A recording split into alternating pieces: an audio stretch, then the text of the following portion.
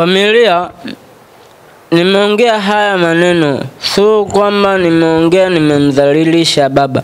Nimeongea ule ukweli kwamba huyu mtu kweli alikuwa anasaidia, lakini imefikia stage huyu mtu ameamua aachane na mimi. Kwa sababu gani? Baba mdogo haelewi. Yaani ukimwambia kitu haelewi.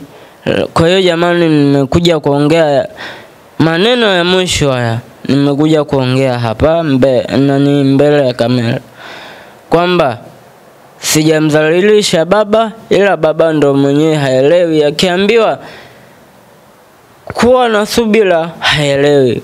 Kwa hiyo jamani, atokee mtu tu au atokee watu waende kumwelewesha nani? Baba mdogo.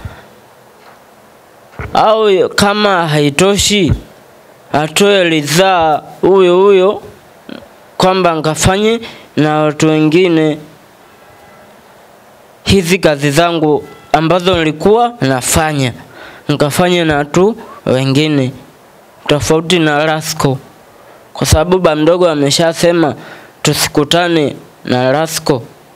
Sawa, watokee watu basi wampushi ili niweze kuwa na maisha mazuri. Najua nyewe ndio mmenisaidia. Asanteni jamani, kama nimekosea mnisamehe.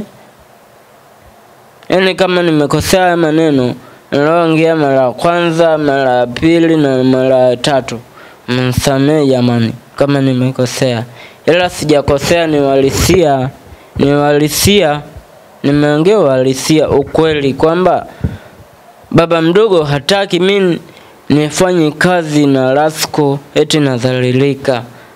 Jamani, watokee watu wakamweleweshe baba mdogo, watokee watu au huyo atoe ridhaa kwamba mimi nikafanye na watu wengine hiyo kazi ambayo nilikuwa nafanya na Rasco. Asanteni jamani.